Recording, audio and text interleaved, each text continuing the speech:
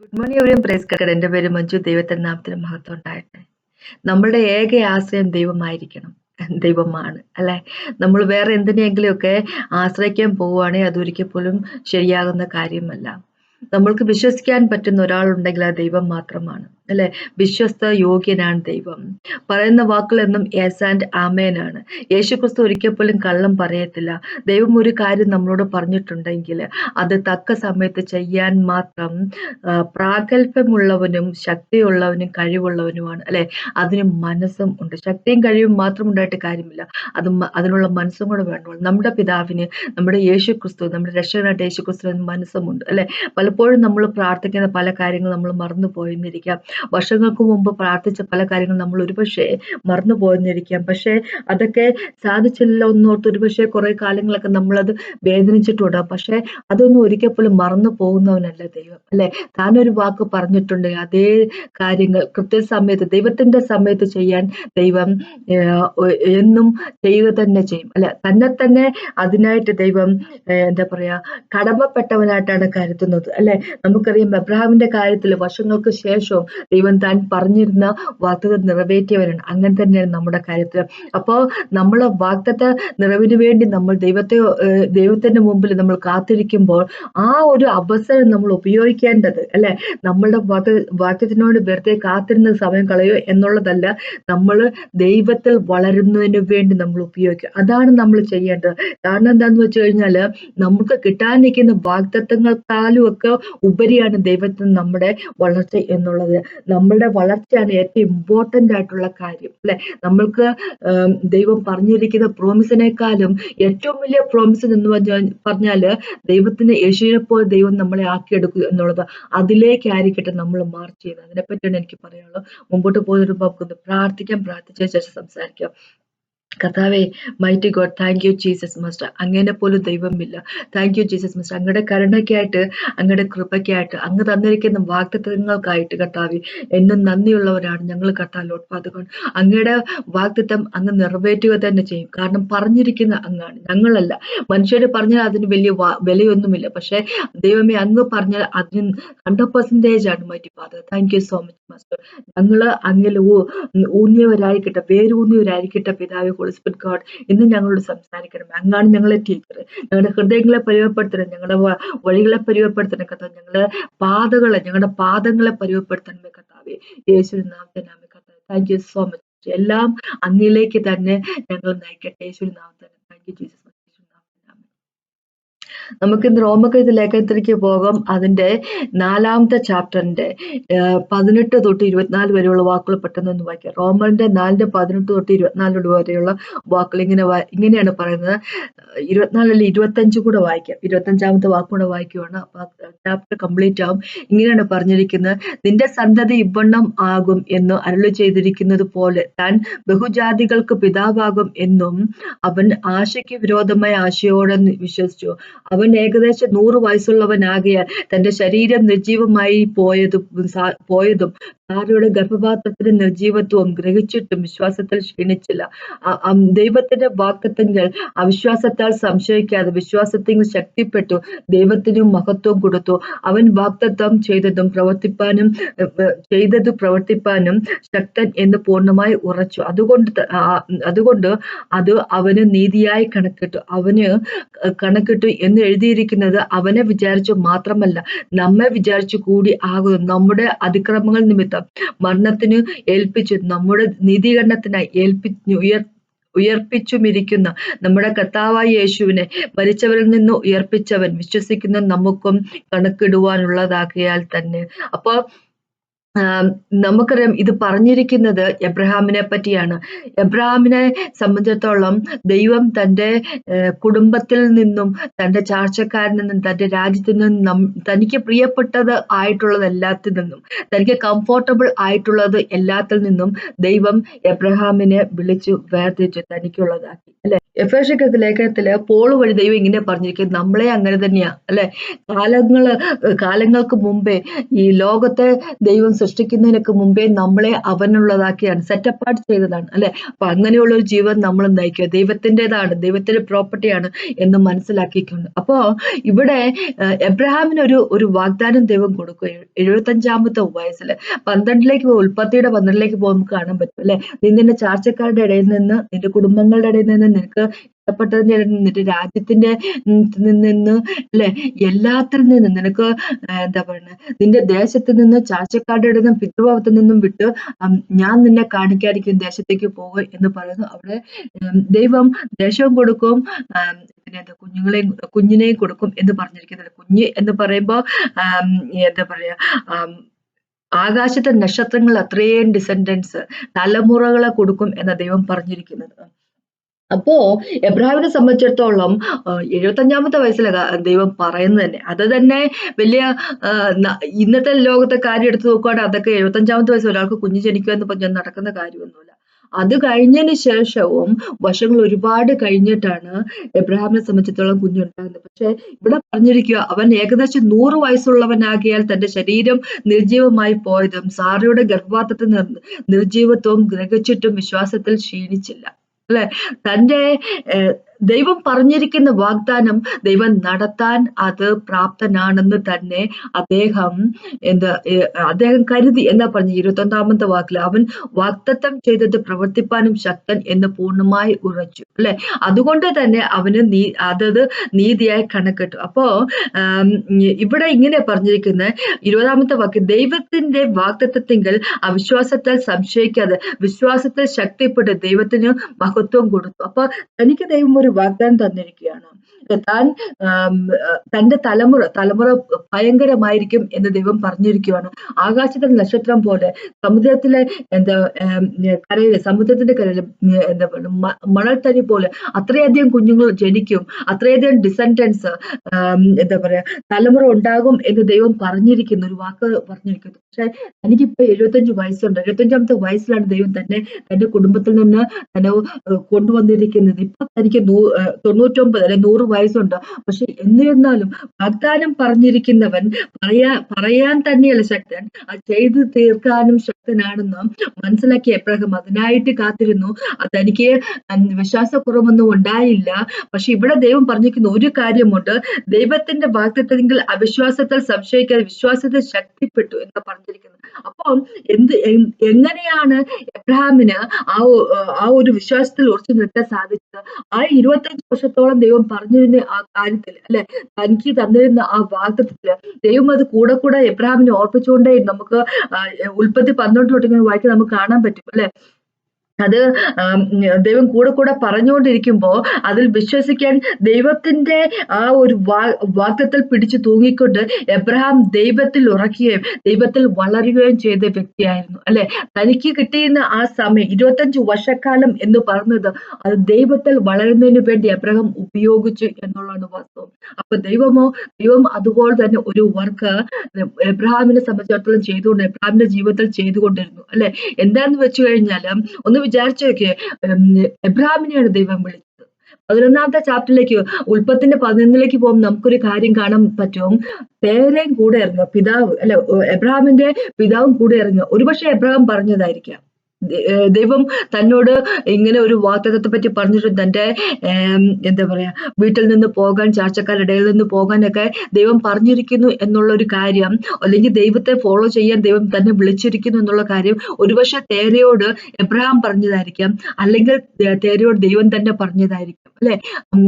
എന്താന്ന് വെച്ചാൽ നമുക്കറിയത്തില്ല. പക്ഷേ 11 ഉൽപ്പത്തിന്റെ 11 നമ്മൾ കാണുന്ന കാര്യം വെച്ചാല് എബ്രഹാം സാറയും അല്ലെ ആയിട്ട് പോരുന്ന ഒപ്പം തന്നെ ഇങ്ങനെയാ പറഞ്ഞിരിക്കുക, തേര തന്റെ മകനായിട്ടുള്ള എബ്രഹാമിനെ അവന്റെ വൈഫായിട്ടുള്ള സാറയെയും പിന്നെ ലോത്തിനെയും കൊണ്ട് പുറപ്പെട്ടു എന്നാ പറഞ്ഞിരിക്കുന്നത്. വിളിയുള്ളത് എബ്രഹാമിന്, കൂടെ പോരുന്ന എന്താ പറയാ പിതാവും പിന്നെ എന്താ പറയുക സഹോദരന്റെ പുത്രനെ എല്ലാരും കൂടെ ഒരുമിച്ച് ഇറങ്ങുക ചെയ്തിരിക്കുന്നത്.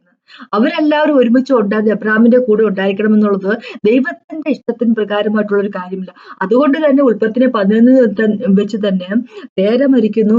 അതിനുശേഷം തേര് മരിച്ചതിന് ശേഷം ഉൽപ്പത്തിന്റെ 12 വരുമ്പോ പിന്നെയും ദൈവം ഇങ്ങനെ പറഞ്ഞു, യഹോവ എബ്രഹാമിനോട് അരുളി ചെയ്ത് എന്തെന്നാൽ, നീ നിന്റെ ദേശത്തേക്കും ചാർച്ചക്കാരെയും പിതൃഭവനത്തെയും വിട്ട് പുറപ്പെട്ട് ഞാൻ നിന്നെ കാണിക്കാനിരിക്കുന്ന ദേശത്തേക്ക് പോകുമെന്ന് പിന്നെ പറയുന്നു. അവിടെ ഞാൻ നിന്നെ വലിയൊരു ജാതിയൊക്കെ നിന്നെ അനുഗ്രഹിച്ച് നിന്റെ പേർ വലുതാക്കും, നീ ഒരു അനുഗ്രഹമായിരിക്കും, നിന്നെ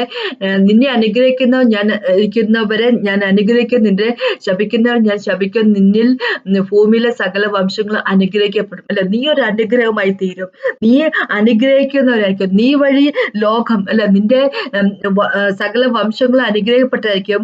എന്താ പറഞ്ഞ നിന്നിൽ ഭൂമിയിലെ സകല വംശങ്ങളും അനുഗ്രഹിക്കപ്പെട്ടിരിക്കും. അല്ലെ, അനുഗ്രഹമാക്കി തീർക്കുക എന്നുള്ളതാണ് ദൈവം നമ്മളെ പറ്റി ഉദ്ദേശിക്കുന്നത്. അല്ലെ, എബ്രാഹിമിനെ അനുഗ്രഹമാക്കി തീർത്ത പോലെ തന്നെ നമ്മളെ അനുഗ്രഹമാക്കി തീർക്കുക, മറ്റുള്ളവർക്ക് ഒരു അനുഗ്രഹമാക്കി തീർക്കുക എന്നുള്ളതാണ്. അപ്പൊ ഈ ദൈവം ഇവിടെ തേരേനെ മാറ്റുന്നു, കട്ട് ഓഫ് ചെയ്യുന്നു എബ്രാഹിമിന്റെ ജീവിതത്തിൽ നിന്ന്. പിന്നെ ഉൽപ്പത്തിന്റെ 13 വരുമ്പോൾ നമുക്ക് അത് തന്നെ കാണാൻ പറ്റുന്ന, ലോത്തിനെയും ദൈവം കട്ട് ഓഫ് ചെയ്ത് വിടുക ചെയ്യുന്നത് അല്ലെ എബ്രഹാമിന്റെ ജീവിതത്തിൽ നിന്ന്. കാരണം എബ്രഹാമിനാണ് കോളിംഗ് ഉള്ളത്, എബ്രഹാമിനാണ് കോളിംഗ് ഉള്ളത്. ആവശ്യമില്ലാത്ത എന്താ പറയുക കാര്യങ്ങളിൽ ഒരുപാട് ആഡ് ചെയ്യപ്പെട്ടിട്ടുണ്ടായിരുന്നു എബ്രഹാമിന്റെ ജീവിതത്തിൽ. നമ്മുടെ കൂടപ്പിറപ്പുകൾ, നമ്മുടെ കുഞ്ഞുങ്ങളും അങ്ങനെയൊക്കെ നമ്മുടെ കുടുംബം ഒന്നും മോശമെന്നല്ല ഞാൻ പറയുന്നത്. പക്ഷേ ദൈവത്തിന്റെ വഴിയിൽ കൂടെ നടക്കാൻ ദൈവം ഉദ്ദേശിച്ചിരിക്കുന്ന രീതിയിൽ തന്നെയായിരിക്കണം. അല്ലെ, ദൈവം നമ്മുടെ ഒപ്പം ഉണ്ടായിരിക്കണം എന്ന് ആഗ്രഹിക്കുന്ന ആളുകൾ മാത്രമേ ഉള്ളൂ ദൈവം നമ്മുടെ ഒപ്പം നിർത്തത്തുള്ളൂ. നമ്മുടെ ഒപ്പം ഉണ്ടായിരിക്കണമെന്ന് ദൈവത്തിന് താല്പര്യമുള്ള കാര്യങ്ങൾ മാത്രമേ ദൈവം ഉണ്ടായിരിക്കത്തുള്ളൂ, അല്ലെ, വെക്കാൻ അനുവദിക്കത്തുള്ളൂ. അപ്പൊ എന്ന് വെച്ച് കഴിഞ്ഞാല് ബാക്കിയുള്ളതിനെല്ലാം ദൈവം കട്ട് ഓഫ് ചെയ്ത് കളയും. അല്ലെ, ഇപ്പൊ നമ്മുടെ കൂടെയുള്ള ആൾക്കാരായിരിക്കട്ടെ, നമ്മുടെ സ്വഭാവത്തിന്റെ കാര്യങ്ങളായിരിക്കട്ടെ, നമ്മളുടെ പുറത്തുള്ള ബന്ധങ്ങളായിരിക്കട്ടെ, നമ്മുടെ ജോലി ആയിക്കോട്ടെ, നമ്മുടെ പണമായിക്കോട്ടെ, എന്താന്ന് പറഞ്ഞാലും അതിന് ദൈവത്തിന് താല്പര്യമില്ലാത്ത കാര്യങ്ങളാണ് അത് എങ്കിൽ, അല്ലെ, ദൈവത്തിന്റെ വിളിയിലേക്ക് നമ്മൾ അടുക്കുന്നതിന് വേണ്ടി അതൊക്കെ മാർഗ തടസ്സമായിട്ട് നിൽക്കും എന്ന് ദൈവത്തിന് അറിയാമെങ്കിൽ ദൈവം അതിനെയെല്ലാം കട്ട് ഓഫ് ചെയ്തിട്ട് കളയുക തന്നെ ചെയ്യും. അത് നമുക്ക് ബുദ്ധിമുട്ട് തോന്നിയിട്ട് കാര്യമില്ല. അല്ലെ, എബ്രാഹിമിന്റെ ഫാദർ മരിക്കുന്നു. പിന്നെ ഇനി ഉൽപ്പത്തിന്റെ 13 വരുമ്പോ ലോത്തിനെ ദൈവം എബ്രാഹിമിൽ നിന്ന് സെപ്പറേറ്റ് ചെയ്യുന്നു. അല്ലെ, അപ്പൊ ഇവിടെ ലോത്തിനെ സെപ്പറേറ്റ് ചെയ്ത സമയത്ത് ദൈവം ലോത്തിനെ അനുഗ്രഹിക്കാതിരുന്നില്ല, ലോത്തിനെ അനുഗ്രഹിച്ചു. അല്ലെ, ലോത്ത് സ്വന്തമായിട്ടുള്ള ഇഷ്ടം പ്രകാരമുള്ള കാര്യങ്ങൾ ലോത്ത് തെരഞ്ഞെടുത്തു. ലോത്തിനെ ദൈവം അനുഗ്രഹിച്ചു, എബ്രഹാമിനെ അനുഗ്രഹിച്ച പോലെ തന്നെ വലിയ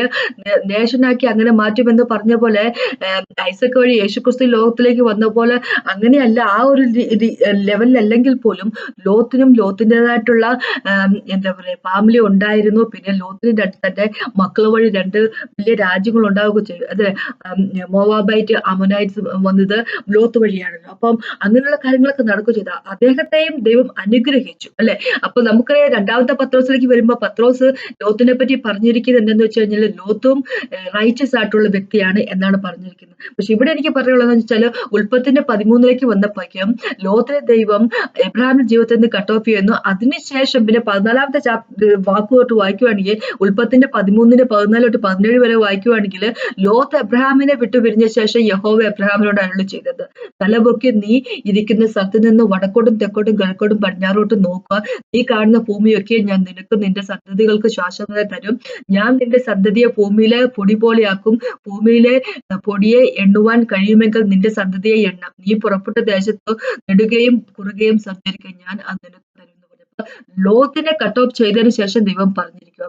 നേരത്തെ 11-ാമത്തെ ചാപ്റ്ററിലെ ദൈവം തേര മരിക്കുന്നു. ഇവിടെ 13-ാമത്തെ ചാപ്റ്ററിൽ എന്താ പറയുക ലോത്തിന് ദൈവം കട്ട് ഓഫ് ചെയ്യുന്നു എബ്രഹാമിന്റെ ജീവിതത്തിൽ നിന്ന്. 17-ാമത്തെ ചാപ്റ്ററിലേക്ക് വരുമ്പോ ദൈവം തന്റെ എന്താ പറയുക കവനന്റ്, എബ്രഹാമുമായിട്ടുള്ള കവനന്റ് ദൈവം അതൊന്ന് പുതുക്കുന്നു. എബ്രഹാം ഈ തന്റെ നാട്ടിൽ നിന്ന് എബ്രഹാമിനെ ദൈവം കൊണ്ടുവരുമ്പോൾ എബ്രാം ആയിരുന്നു അല്ലെ. എബ്രാം എന്നുള്ള വാക്കിന്റെ അർത്ഥം ഇംഗ്ലീഷിൽ പറഞ്ഞ് എക്സോൾട്ടഡ് ഫാദർ എന്നുള്ള ഒരു വാക്കാണ് എന്നാണ് ഉപയോഗിച്ചിരിക്കുന്നത്.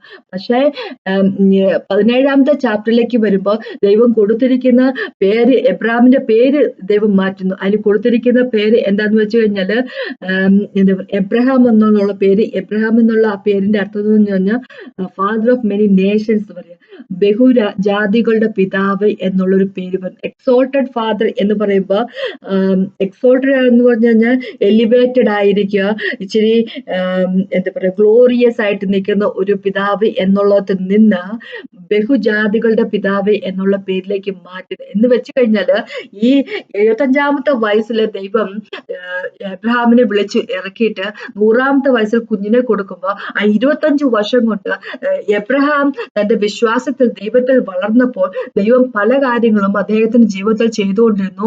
കട്ട് ഓഫ് ചെയ്തു വിടേണ്ട കാര്യങ്ങൾ കട്ട് ഓഫ് ചെയ്യുകയും ആഡ് ചെയ്യപ്പെടേണ്ട കാര്യങ്ങൾ അല്ലെ, എന്താ പറയാ, റിമൂവ് ചെയ്യപ്പെടേണ്ട കാര്യങ്ങളെ ദൈവം റിമൂവ് ചെയ്യുകയും കൂട്ടിച്ചേർക്കേണ്ട കാര്യങ്ങൾ ദൈവം കൂട്ടിച്ചേർക്കുകയും ചെയ്തുകൊണ്ട് എബ്രഹാമിനെ അല്ലെ ഒരു പുതിയ വ്യക്തിയാക്കി മാറ്റിക്കൊണ്ട് അദ്ദേഹം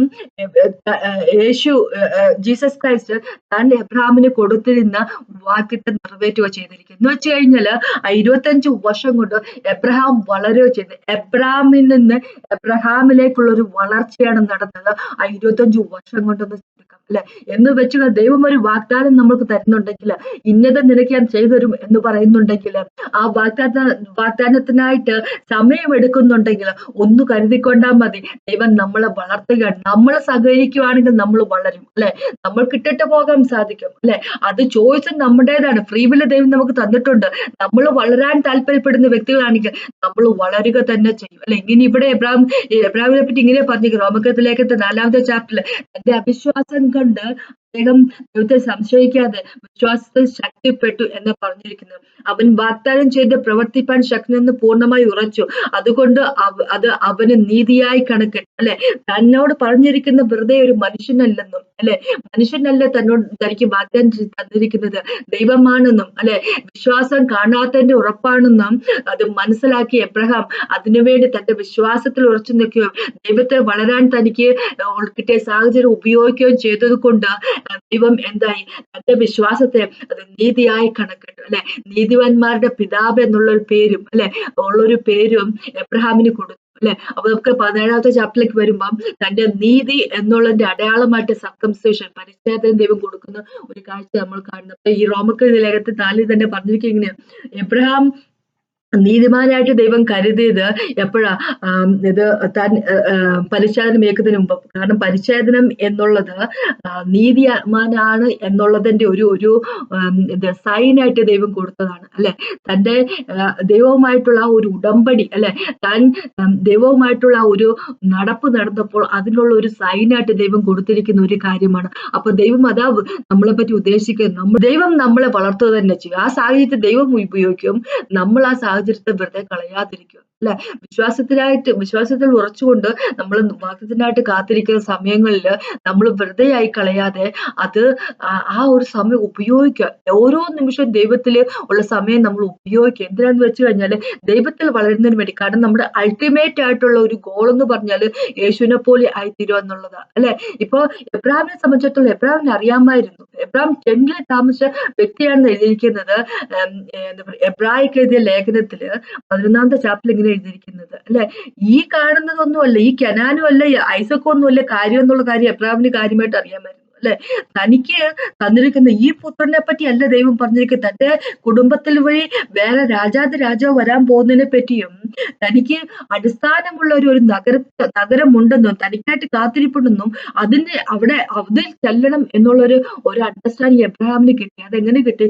ഈ വർഷത്തെ ദൈവമായിട്ടുള്ള നടപ്പനുസരിച്ച് അല്ലെ. ആ നടപ്പ് ദൈവവുമായിട്ട് അദ്ദേഹം കാര്യമായിട്ട് തന്നെ നടന്നപ്പോ ദൈവത്തെ മനസ്സിലാക്കാൻ, ദൈവത്തെ സ്വഭാവം മനസ്സിലാക്കാൻ, ദൈവത്തിൽ ഊന്നാനും വേണ്ടി തന്റെ ഈ 25 വർഷക്കാലം അല്ല അതിന് ശേഷമുള്ള സമയവും അല്ലെ, തന്റെ ജീവിതത്തെ മൊത്തം അദ്ദേഹം ഒഴിഞ്ഞു വെച്ചപ്പോൾ ദൈവത്തിന്റെ സ്വഭാവം മനസ്സിലാക്കുകയും ദൈവം എന്താണ് മനുഷ്യർക്ക് വേണ്ടി ചെയ്തിരിക്കുന്നതെന്നും കണ്ണു കാണാത്തതും ചെവി കേൾക്കാത്തതും ദൈവം ചെയ്തിരിക്കുന്നത് ഗ്ലോറിയസ് ആയിട്ടൊരു കാര്യം, അതിനെപ്പറ്റിയുള്ള ഒരു അറിവ് എബ്രഹാമിന് കിട്ടി. അതുകൊണ്ടാണ് യേശുക്രിസ്തു പറഞ്ഞിരിക്കുന്നത്, എബ്രഹാം എന്റെ സമയം കാണുകയും അല്ലെ അത് എബ്രഹാം അതിൽ ആനന്ദിക്കുകയും ചെയ്ത വ്യക്തി എന്നാ പറഞ്ഞിരിക്കുന്നത് അല്ലെ? അപ്പൊ എബ്രഹാമിന് അറിയാം യേശുക്രിസ്തുവിന്റെ വരവിനെ പറ്റി, യേശുക്രിസ്തു മരണത്തെ പറ്റിയും, യേശുക്രിസ്തു ഉയർത്തെഴുന്നേൽപ്പിനെ പറ്റിയും, യേശുക്രിസ്തു നമ്മൾക്ക് വേണ്ടി ഒരുക്കുന്ന പുതിയ ജെറുസലേമിനെ പറ്റി അല്ല സകല കാര്യം എബ്രഹാമിന് അറിയാം. കാര്യം തനിക്ക് കിട്ടിയ സമയം വളരെയധികം ഭംഗിയായിട്ട് ഉപയോഗിച്ച ഒരു വ്യക്തിയാണ് എബ്രഹാം. അപ്പൊ ഇവിടെ നമ്മളോട് പറഞ്ഞിരിക്കുക, അവന് 23-ാമത്തെ വാക്ക് പറഞ്ഞിരിക്കുക, അവന് കണക്കിട്ട് എന്ന് എഴുതിയിരിക്കുന്നത്